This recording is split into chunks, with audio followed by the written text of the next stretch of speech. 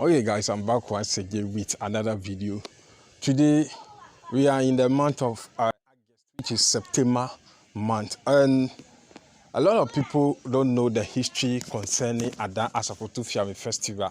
And today I'm here. You can see this beautiful house.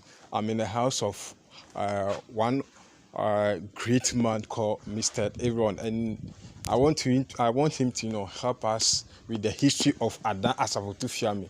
A lot of people come to Ada Asafotufiami, but they don't know the history behind it. What we all know is our ancestors came to fight for us, and they won a battle. That is what we all know. So today I'm in his house for me to tell us the history of Ada Asafotufiami festival. So for me not to waste my time, if today is your first time watching this video, don't forget to subscribe to the channel. After subscribing, you turn on the notification bell to also that you don't miss important video like this. So let's go. Oh, good welcome. Good afternoon. Yeah, good afternoon. How are you? I'm fine. It's been a while. Yes, you are most welcome to Ada. You are most welcome to the God is Love household in Ada for Bana area. Okay. Yeah. So please, today, as I told my viewers that we want to learn the history of Ada Asafotufiami festival, and you are to help us to know our history. So that is why we are here today to learn something from you. Yeah, it's a pleasure to do that. I've been willing to do that before I enter my grave. I don't want to go down with all the knowledge I have without passing it on to the next generation. Okay. So it's my great delight to have this done and to have the record for the benefit of the future generations. Thank you very much. Okay. Then can we have our seat so that you take us through? Yeah, all right. Of my viewers, I would like you to mention your name for my viewers and who you are, so that you tell us the history of Ada Asafotufiami festival. Well, thank you very much. My full name, together with the one with which I was christened, is Aaron Lawehushi, okay, from Adamfo area here. Okay. I think that should be about all now. With time, you will know details. Okay, so which clan is that? Yeah, sometimes it's. Why do you want to go into details of clans? And okay. in Ada, you see, the clans are there. We have 10 main clans in Ada traditional area, and okay, everybody belongs to one of them. But because of the internal conflicts and petty squabbles, we tell people that we are one people. Okay. So the 10 tribes or the 10 clans in Ada are only one Christ, especially for those who believe in the Messiah. Okay. We are one clan in Christ. Okay. So petty squabbles, tribal wars are unnecessary. Okay. If we are not united ourselves in Ada and we are attacked by enemies from outside, we can't stand. Okay. Divided, would splinter and fall. So Ada, we are one nation, one people, and one destiny. We can have our households and our siblings and the petty differences, but ultimately we are one people. Okay. And I want us to emphasize that point. Okay. All right. So now we have been hearing or celebrating Ada Asafotufiami festival. A lot of people, when you ask them what is the reason for celebrating this festival, a lot of people tells you that our ancestors or forefathers fought for us, and they take the land, or they won a battle. That is why we are celebrating the festival. That is what we know. But is there anything particular that we need to know about the firing of the gun, everything? Can you please help us with the history of Ada Asafotufiami, so that those that are willing to know the history will also learn from that? Yeah. Let's define the term Asafotufiami. So let's break down the term into its parts. Okay. Asafo, and then Tufiami. 2 words put together. Okay. So Asafo means a group or a company Then Tufiami is firing of guns, or gun firing. Okay. So a battle company, a company, even in the military, we have military companies and we have battalions and things like that. So a group that goes into battle and they fire guns is the meaning of the festival. Okay. Asafotufiami. Okay. So company firing of guns. Okay. Wow. So now, why do we use it as a festival for the entire Adan celebrating this festival? Well, interestingly, in ancient times, communities were attacked by other communities. Okay. Especially if a community is endowed with a natural resource like Adan, with the salt lagoon that produces fish and salt. We are between the ocean, the Atlantic, the Gulf of Guinea, and then the Volta River. The Volta River empties into the ocean at Adan, the estuary. So it's a very strategic and a lucrative place. Our soil is fertile, so anything grows. Okay.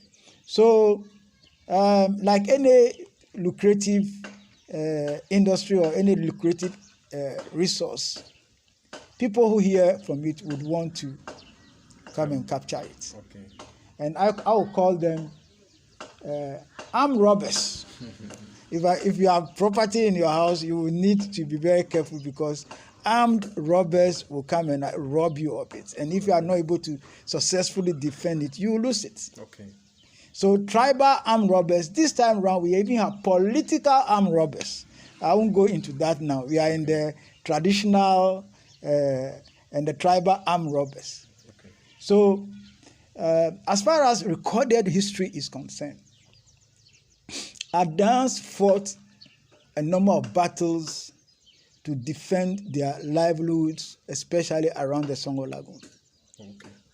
The earliest recorded history is in 1750. 1750. Yes. 1750, the initial tribal battles was between the Adans and what we call the Anglons, or our cousins in the overbank cousins in the Volta region. So 1750, 1769, 1770, and 1776 were mainly battles with our Anglon or Ewe cousins. Okay. We had peace accords, and we began marrying their women. We also marrying our women. So intermarriages, after the battles, we smoked the peace pipe. Okay. Then we also had battles with the Akan-speaking people. Okay. The Ashanti people. The Ashanti or Akan-speaking. Okay. Ashantis, Aquapims, and the Akan-speaking people. The major ones, let me even mention some of the major ones in the Ewe, in the 17th.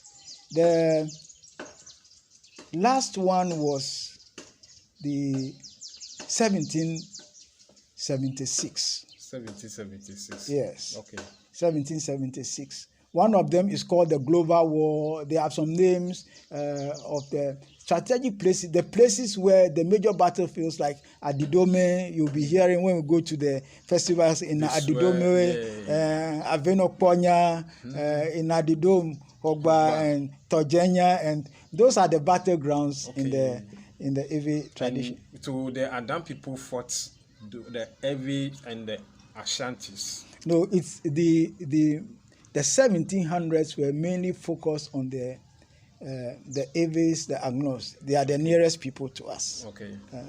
Then later came the battles with the Akans and the Ashantis, who are from relatively further place. For me to understand and our viewers, that means the first battle was between the Adan and the Ewes. Yes. Before the Ashantis. Yes. Okay.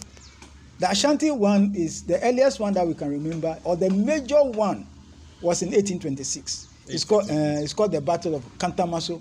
In Nataka, you hear it's also around Dodowa area here. That one we were invited by the Gans. When the Akans were invading, the Gans fell on us. Informed the Adans, so we joined the Gans to fight and drive away the Akans who were invading, and everybody knew that they were invading because of the lagoon and the salt. Okay, so how come? Look at where the Ashanti region is and where Greater Accra are done. What happened? What triggered that fight, or is it necessary because of the salt? What happened between the Ashantis and the Ga people before the Ada people supported them? No, it's simple. The salt trade went as far as the ancient Mali Empire and Ghana Empire. Okay. And salt was a very scarce commodity. Okay. So people were tracing to see the source of where the salt was coming from. Not too long ago, if you should go to Kumasi area and those who travel from the villages around to KJT area, you will hear a slogan that, have you bought salt? What on Chinia? So salt was a major commodity. So it's this salt and the fish, the sauce that invaders, troop to find out what they are, and if they are stronger than you, they defeat you and take the resource from you. Okay. It's as simple as that. Okay. So with all these fights, that brought the festival that we call Asafotufiami. Yeah, it's to commemorate the battles, the bloody battles. Okay. Especially, it was like, in Adam we have what we call funeral rites. Okay. After somebody is buried, in Adam language, I don't think I will be able to translate it into English. Wapeya. We're going to have a funeral. Yeah, the final funeral rites, the ceremonies for Apeya. So, people who lost their lives in battle and in the course of the year, a day or a week is set aside for this final funeral rites, a collective final funeral rites. Okay. So, originally it was a very solemn occasion that we did the final funeral rites for those who lost their lives in battle. And significant people who lost their lives in the course of the year. So we bring all those funerals to an occasion. The first week in August was chosen primarily because that was the time we finished the harvest of our crops and tomatoes, so there was a bit of money. And so we have this final funeral rites it's an annual event for people who lost their lives. They've been buried in the course of the year. In those days, we don't have refrigerators that you have now that people are put in fridges for months before final preparations and funerals. We like the dead bodies too much in this area. Anyway, this is a passing comment, but at the end of the day, people want to have what we call the deserving final funeral rites for the departed one. Okay. So what happened before you have a place called, in the festival, we call it Ngano Yami. We go to, I don't know if it's forest, and a place called Aplenaye. Aplenaye was one of the battlefields. In Adam. When you cross the distributory, the voter has a distributor called Louisi. When you are coming from Kase area to Adan area, the bridge and the distributory, when you cross that distributor is called Louisi. It's a distributory of the Volta River.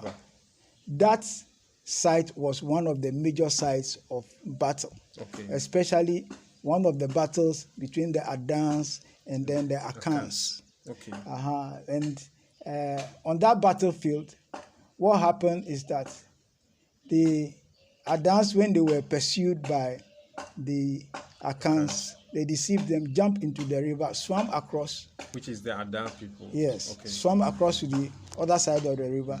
The Ashantis also jumped into it and they drowned. Okay, that means they don't know how to swim. They didn't know how to swim. Okay. They drowned. And so, Aplenaye means turn and see. Okay. Aple naye. Okay. Turn and see. Behind you. Okay. They are all dead bodies behind us. Okay. And that became the slogan, or the jargon, Aplenaye. Okay. Turn and see. Okay. It's like, it could be likened to the Egyptians who drowned in the Red Sea. Okay. In the Red Sea, when they pursued the Israelites. Okay. The Israelites crossed the Red Sea. The Egyptians drowned in the Red Sea. Okay. It's a similar thing. Okay. The Adans crossed the river. This one, it didn't part, but because they live around there, they could swim. Okay. And those who were pursuing them drowned in the river. They turned and saw them, dead bodies floating in the water. Okay. So now, in the festival or before the festival begins, do they have things that they do before the festival begins? And this recent festival that we normally celebrate, you can see that they bring baskets to fetch water. And I heard something that in the festival those days, they will bring a dove, white and black. So they will cut off the white head and put it on top of the black, and they will leave the dove, and the dove will fly away. Do we have something like that? And if we have, why is it that those things are no more existing? And the basket that they use to fetch water, do they use it? Did they do it those days? And if they do it, they don't do it, why is it that we are having those things now in the festival? Well, the festival has been changed to a large extent. Okay. I would say that maybe that's my personal subjective contribution, or whatever you call it. That okay. The festival perhaps has some modifications and some adulterations. Okay. However, before we would look at that, the activities that run the festival, you realize that when you look at the Asafotu brochure for the festival actually runs from the first Thursday of the month of August to the second Thursday. And the Wednesday before that Thursday, there is what we call the candlelight procession. Okay. That's the Wednesday. These other activities of fetching water with this and some of the things that we are talking about, they are phenomena where people want to display supernatural powers that they have. Okay. And I would not say that supernatural powers do not exist. They do exist. But what is their source? We know that there are powers that can destroy, but they can't create. Okay. And there are powers that create. So basically, whatever kingdom anyone is, that kingdom's authority wants to display its power. Okay. But because of the limited time that we have, and what I think should be of interest to listeners, is let's just focus on the most recent reorganization of the Asafotufiami festival. Okay. I mentioned 1750, and even before recorded history, 16, there were things like that for this funeral and battles, and then and so on and so forth. But the most recent reorganization of the festival started in 1937. 1937. You will find this year that they say the 87th celebration, the brochure says, is the 87th celebration of the 1937. So let's take the listeners step by step and logically so that they will follow what we are saying. So when we take a mark date like 1937, we would also fast forward and mention that the last tribal war or tribal conflict that took place in Adan was in 1913. 1913. Okay. We were invaded by our cousins from the Volta region across the estuary to the community called Kuwornu, Azizanya, and Ayigbo. Okay. That was the last one. Okay. Since then, fortunately, because of the First World War in 1914, the British colonial administration banned all tribal wars because of the global war, World War I. And so since the last one was in 1913, and then since 1914, there has not been any tribal wars again. Okay. However, in 1937, someone was killed in the Songor Lagoon in a community called Angenya. Angenya. Yeah, near Lufenya. If you look at it's around Kase area. Okay. Lufenya, Togloku, Media, Aminapa. Those who would Google and look for these communities, Lufenya, Angenya. Someone was killed there. Okay. And he was a watchman for the salt preservation. Okay. Before the community is allowed to go into the lagoon to win salt during the dry season. Salt forms in the lagoon during the dry season. In the rain season, we fish. Okay. So the tribe, one particular tribe, is assigned the responsibility for its administration. That's the Tekpebiawe tribe. Okay. And then the priesthood, there's a priesthood called the Libi priesthood. Okay. They are in charge of the administration for the whole of the community. So we will wait for the salt to crystallize, to mature, before the announcement will be made. It's called Gong beating. The announcement will be made and the lagoon will be ceremonially open to the community. But before that, one person called Ayonuk Glover was one of the watchmen for the lagoon. Okay. And some group who wanted to go and win the salt before it was officially opened struck him and killed him. It nearly generated into a local tribal war, because when things happen like this, people begin to analyze. The person who was killed comes from a particular tribe, like you were trying to ask me in the beginning, and I was trying to discourage that. And then the person who killed the watchman is also from another tribe. So it begins to degenerate into tribal war. The Ada Pastors and Teachers Association then stepped in. Okay. Pastors and Teachers Association. Okay. There were two main organizations, two main vehicles, Ada Pastors and Teachers Association and Ada National Improvement Association. These were the two main dynamic groups at that time. Okay. They stepped in and said, look, especially the Ada Pastors and Teachers Association were looking at it from the biblical point of view and their evangelistic point of view.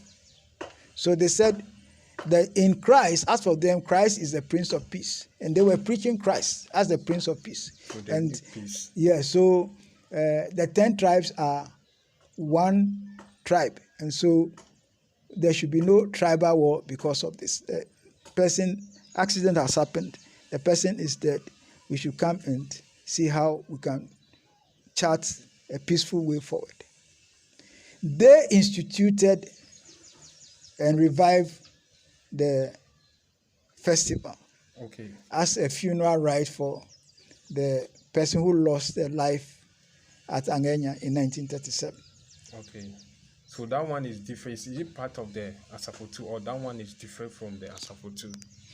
That one caused the revival. I told you Asafotufiami had been going on until it was stopped. Ayonu Glover was killed in 1937. 1974, another watchman of this time a limited liability company called Vacuum Salt Products Limited. Okay. The watchman is called Adams. Adams something. I don't know the other name, but Adams is one of the names. Okay. That one was a conflict between two companies that had a lagoon leased to them. Vacuum Salt Products Limited and Star Chemicals Industries Limited fought, and they had a lagoon leased to them. The security men of Vacuum and Star Chemicals fought a battle at a place we now call Wudakope. And this watchman of Vacuum Salt Products Limited, called Adams, was killed in 1974. That prompted the government to step in and invest the whole lagoon into the state. So we have that story there. And then fast forward, in 1985, Margaret Kuwornu was also killed. This time around by state police, by national security. So you find that the conflict over the lagoon changed over time. We now have the external tribal wars. That is the first generation. Then we have the internal tribal wars, second generation. Then we have the two companies, two monopoly companies over there also fighting for someone to die. This one, that is the state of Ghana, security forces of Ghana government also killed someone in 1985. So the conflict changed in its character and its nature over time. From the ancient 1760s and the 1800s that we mentioned were all external invasions. 1937 was an internal conflict. 1974 was an internal conflict now between limited liability companies. 1985 was a conflict between local communities and the state of Ghana. Then most recently, in November last year, Nomo Quality government that was also killed in the Songor Lagoon. And up to now, they have not buried him. They have not buried him. And this one is again another conflict between the company and then backed by Ghana government. So that's the story of the So do you think that there will be a time that these conflicts, everything will come down for the lagoon, the people, and even us now we have a company, there will be a peace between the company and the community? And if there will be something like, what are the things that they have to do to bring that peace? Oh, that's a very important question, because I also mention it all the time. The conflicts we've been having now, from my perspective, I'll be gentle, is senseless. It doesn't make sense. Both the company and the community. Everybody fighting over this lagoon we are all stupid people. Fools die. Why are we saying so? The resource is more than enough for all of us. Look, the resource has its major raw material from the ocean. The salt in the ocean into the lagoon, and sunshine. The sunshine, there is no meter. And vast tracts of land. So what are we really fighting over? I keep on asking myself, someone should tell me what we are really fighting over. It's simply human greed and foolishness. You know, when you give feed to animals, goats, you see them, they'll fight over the food will be there. They'll fight and fight and fight food as well before they will come and eat. And that's what we are doing. After we have done the fighting and kill ourselves, we will now smoke peace pipe and go in. Because the resource is more than enough for all of us. So why are we fighting? So it's not good to fight the community or the company. It's not good for anybody to fight over a natural resource, God-given resource. That is more than enough for all of us. You don't pay electricity bill on the sunshine that the ocean in the. But of course, the only investment that government has to do now is that the natural flow of brine into the lagoon, which mainly came from the estuary, stopped when the Akosobo Dam was constructed. It disrupted the natural. So government contracts companies to bring in seawater from the ocean into the lagoon. That is the major cost element. Apart from that, the ocean itself is inexhaustible. And the sunshine is inexhaustible. So what are we fighting for? That's my question. Nobody has been able to answer that question. What are we fighting over? Let us come together. And it is only when the rain starts that we stop salt mining. Okay. Then we start fishing. Then we start fishing. And the next season, we start again. Okay. And it's more than enough for all the communities around. Okay. And even outsiders who will come. Okay. Others are also saying that the company is taking everything from the community. And based on that, there will be a time that the community will not even get a place for them to, mine their separate sort. That is why they are fighting for their right. Although the company has come to stay, but the company, the portion or the place that is being given to the company have to, take that place. But the ones that is not part, the company should not come closer to them. That is why they are fighting over. Well, companies like private limited liability companies, like any resource, their primary motive or their primary approach would be to gain monopoly over the resource. Okay. To have exclusive monopoly. And that is also one of the things I would call is plain stupidity. Because the resource is natural resource, God-given. And then you want to monopolize it. You want it to be yours. And we are using legal means. The legal means the company is using now is that in 1986, Ghana government declared salt a mineral. Okay. So for anybody to deal in salt, to win salt, even the local people, apart from appealing to indigenous rights, you have to get a minerals license from the Minerals Commission. Okay. For any area that you would want in the Songor Lagoon area. The Songor Lagoon has been vested in the state as land required for salt industry since 1974. So we may not be able to go into that history in this recording, but it goes as far as that. And the reference book that I mentioned, S.K.M, you will get these details in it. Okay. So as far back as 1974, government became officially interested in the lagoon and legally vested the lagoon and adjoining lands in the state. And in 1986, having declared salt as a mineral. And even after that, the 1992 Constitution makes all natural resources vest in the President of the Republic. So it requires you to get a license before you can mine salt. It's like gold. You have to get a license because it's vested in the state. Okay. So even though you are an indigenous person, the gold will be in your house, but it's not yours. Okay. So that's the situation here now. And back, S.K.M Ghana Limited managed to maneuver, get to Minerals Commission, and got a minerals license over the entire lagoon. Okay. That is the issue of contention right now. But there has been some progress. They have realized their own mistakes and foolishness that it's impossible to monopolize this lagoon all alone. Okay. With over 40, 50 communities dependent on the lagoon. It's not possible. You can't face the fight. They'll be fighting for their survival. It's do or die. You either survive and live, or you die and leave the place. So yesterday, I hear that there was a program at S.K.M where S.K.M now has a scheme is called Outgrowers. Yeah. So eventually, S.K.M will not, for S.K.M to have its peace of mind to operate, is live and let live. The resource is more than enough. And the people have been dependent on the lagoon and winning so long, many years before you arrived. And then you are saying, using law that on paper, on a piece of paper, I have rights of that. So you cannot come because I have a piece of paper that is covering 39,000 acres. Now it's 39,000 acres. Now they are even saying it's 41,000 acres. And so because of that piece of paper, we'll throw that paper, we'll tear it and throw it away. And fight for our rights. And fight for our rights.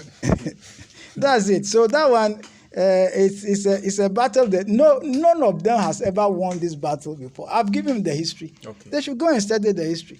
Okay. None of them has won the battle. If it's a battle for people's livelihood and for their survival, unless you eliminate all of them. Okay.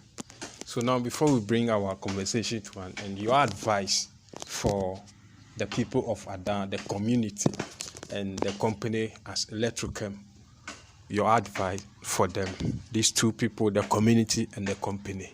Oh, my advice is simple. First and foremost, organization decides everything. That was what Kwame Nkrumah said. Says organization decides everything. Okay. The company is organized as a company, a limited liability company. Okay.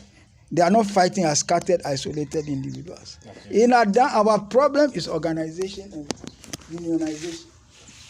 So it's important for us to get organized. We cannot, none of us can, as scattered, isolated individuals, resist and successfully fight a limited liability company that has got a license from government, that has all the security agencies. They also have the media behind them. Okay. You can't. So we took some steps in the past. We would, at this stage, should be able to acknowledge efforts made by Adan Development Association. Okay. They were the main vehicle that fought for our freedom from the first company, Vacuum Salt Products Limited and Star Chemicals. We would also mention Adan Songor Cooperative Salt Mining Society Limited. But again and again, these organizations were shortly because of our own internal conflicts and our own internal dishonesty and lies. Because two people cannot start traveling together unless they agree, unless they meet and they agree. And trust building. You cannot operate a cooperative society if you don't have the cooperative spirit in it. So the cooperative societies disintegrated, and we are back to square one, where we are now. So local people should be organized as groups, okay, and as corporate bodies. Recently, we have, apart from the cooperative society, we have had also the Dangme East Salt Producer Association. We've also had the Adan Songor Salt Women Association, called Yikancheme. I don't know whether you've heard about them before. Yesterday, I heard a lot of Yikancheme. Yes. Yeah, Yikancheme also, you know.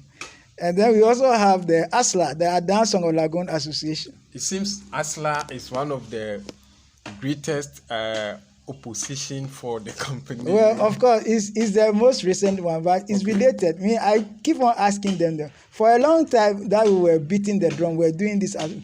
We have Adan Songor Advocacy Forum. I've been involved in this for the past 40 years, by the grace of God. Okay. And that's why I'm just telling you all these things from my fingertips. I'm not reading from anywhere. You know, so I'm a living encyclopedia on Songor affairs. Okay. So bring me my consultancy fees for your listeners. Okay. So again and again, I believe that divine providence raises some people to resist the oppressors. Okay. So like I mentioned, Adan Development Association, the other groups, Adan Youth Organization, the other groups. Even the festival was also a very important meeting point. Okay. That at the festival, you are free to say anything. You are free to speak your mind at the festival. Okay. So all those things help in. But the most recent dynamic organization has been the Adan Songor Lagoon Association. Okay. But at the end of the day, splinter organizations, like-minded, should all have a focal point. Okay. Then they will be more effective. Okay. But if you still remain as fragmented organizations, it won't help. To the company, I think they are repenting. They are changing their mind. Okay, I can see that. They've realized that monopoly will not work. It has not worked in the past, and it will not work in the present. You know, it won't work. Even if it succeeds, somebody said the triumph of evil is temporal. Even if they succeed, it will be temporal. Okay. Because people would reorganize themselves and fight for their last breath. So the initiative that the company is. Let me also add that we cannot have a natural resource without management. Okay. So government has a role to play, and government can put a company in place to manage the resource. When we had the opportunity to use the resource, when vacuum salt was driven away from the place by the government in 1981 when we had the master plan, and then we had the PNDC law 287 in 1992. In fact, maybe you should arrange and come and cover an event for us to commemorate PNDC law 287. The law was signed in 31st August 1992. Okay. So the anniversary is just coming Saturday, 31st August 1992.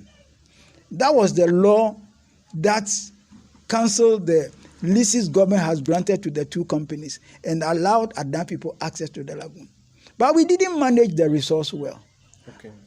We were milking the cow without feeding it. So it was brine resources brought into the lagoon by vacuum salt producers that we fed on for over 30 years. We exhausted everything. And even the salt base of the lagoon, we destroyed it. So it is important that resources are managed.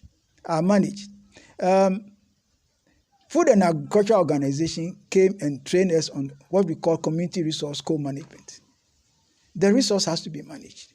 We also have UNESCO Biosphere Reserve. But these are international bodies that are concerned, they are managers and this. But at the end of the day, the idea is that those of us who are using the resource will be the primary people who should manage the resource for our own benefit. If we who are using the resource are destroying it, who will come and manage it for us? Look at what we have done to Kwale Lagoon, Sakumono Lagoon. Look at where somebody has built a mortuary in Songor area. And we have physical planning department in the district assemblies. So we have a problem with the public interest administrators. The long and the short of it is that somebody must be assigned the responsibility of managing the resources that God has given us. If you don't manage it and we destroy it, Songor Lagoon will become like Kwale Lagoon. Now lifeless. Okay. Sahara Desert wasn't a desert like we have now. Human beings created Sahara Desert. Okay. Namibian Desert. Any place human beings go and live, and they leave behind their destructive footprints. You will find it. The same thing was happening in Songor Lagoon. Before, the Adan Traditional Council expressed their concern first and foremost. If some of the processes were not transparent and there were lapses here and there, it is better than the destructive trend and the destructive path that we have taken. Right now, seawater has been brought back into the lagoon from the ocean. It costs money. It costs a lot of money. Major infrastructure work that government is doing through the company it has appointed, which is S.K.M Ghana Limited. It's a positive thing. If we also want to benefit from it, then we should just organize and realize that we cannot go and draw water from the lagoon and make salt for free. Okay. There's nothing like free lunch. Okay. If you want it for free, it will generate conflict between us and the company. Let us approach that. You have brought in the seawater from the ocean into it costs money. We don't know how. So there has to be some arrangement. It could be worked out like the same arrangement we have in Cocoa Marketing Board. Okay. Ghana government provide inputs for the cocoa farmers. They produce the cocoa. Okay. And Ghana government does the marketing. So it's give and take. Ghana government does the marketing and gets the money if it's invested in it. But a similar arrangement can be made for Adan Songor. I think we have had enough for now, and so I'm very appreciative you have come around here. And thank you very much. So, guys, I think we have learned a lot today from our father, Mr. Aaron. And those that are saying things that they don't know, I think this video will help the public and even the company itself to put things in place. As our father said earlier on, that the company has realized they have mistake and they are correcting things. And I think that one will help the company and the community as well. Thank you very much for watching this video. In case you are new here and you haven't subscribed yet, don't forget to subscribe to the channel. After subscribing, you turn on the notification bell to also that you don't miss important video on the channel.